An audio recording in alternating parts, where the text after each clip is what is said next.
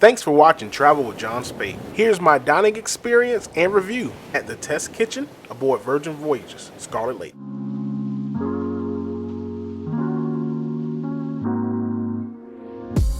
Test Kitchen is an experimental dining experience. Virgin nailed the decor of the test kitchen by giving it a laboratory feel. This is a 6-course gastronomic dining experience with dishes that are appealing to the eye and will awaken your culinary taste buds. Virgin recently added this brand new menu number 2 to the test kitchen. Let's check it out. As you can see, there's no description in the menu because we don't want to spoil the element of surprise. But whatever I'm serving, I'll explain to you every single ingredient this week. So, corn done 3 different ways. Okay? Starting with the main one in the middle is a corn custard. On the side, we have some grilled sweet corn sauteed with some truffle oil. And the side, the white one you're seeing, are crunched 5-spice popcorn, drizzled with some citrus oil. Chef recommendation: take a little bit of those and spread with another corn baguettini bread. So corn over corn over corn. It's a little bit corny, but it's good. My first cocktail pairing of this experience was very light and refreshing. It reminded me of a classic martini. My first course was a unique mixture of textures. While each part of this dish tasted like corn, each part tasted different, which helped to create a distinctive dish with an array of flavors.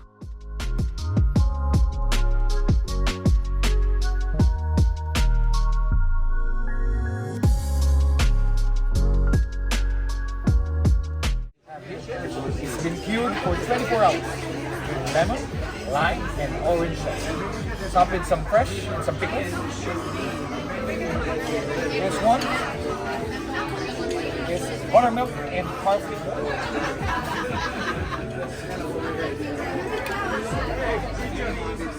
My second cocktail of the pairing reminded me of an Aperol Spritz with sparkling wine. This was very light and refreshing. Course 2 had a really strong salmon flavor. Even once I combined the salmon with the dill sauce and fresh pickles, the fishiness from the salmon was still very potent, which made this my least favorite dish. This is the beetroot cannellini, or in the form of cannellini pasta, puffed quinoa on top, and then cashew pesto and aged beets with the fillings. Together with your beet foam, it is a combination of beet juice and egg powder, and underneath you got the green sauce called sorrel.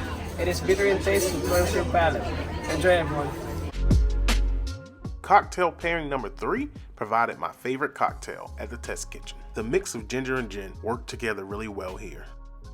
Course number 3 was creatively crafted. Although I knew I was eating beets, this dish tasted like a cheese cannelloni with a vegetable sauce. Pasta, so we are not using any flour in that one, but only codfish, shrimp, egg white, and then some cream to stick it all together. With heirloom tomatoes, some minor beans on top, we finish it with a broth, it's shrimp and lobster. And to serve, you are having our sous-vide lamb all the way from New Zealand, alongside with a deconstructed ratatouille that's composed of eggplant puree, eggplant, zucchini, bell peppers, and dried spinach. Finish it with our jus, it's lamb and... Cocktail pairing number 4 was a palate cleanser to prepare me for the main course. Course 4 was the main course and my favorite. The lobster pasta accompanied with shrimp tasted exactly like a seafood fettuccine. This was surprisingly good and had a very fresh seafood taste.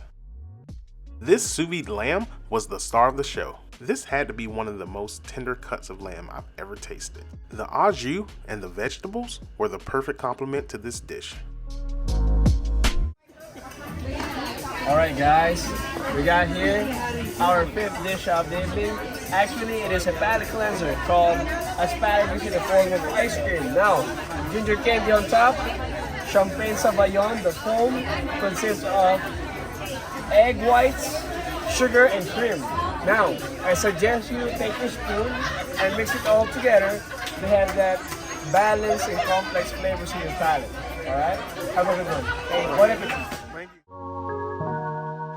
Cocktail number 5 was very floral and refreshing due to its mixture of apple juice, apple brandy, and elderflower. As my guy Lawrence mentioned, this was a palate cleanser for course number 5.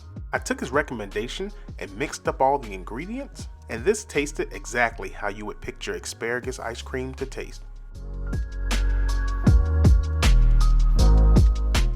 Have the strawberry. Okay, again, different techniques has been done.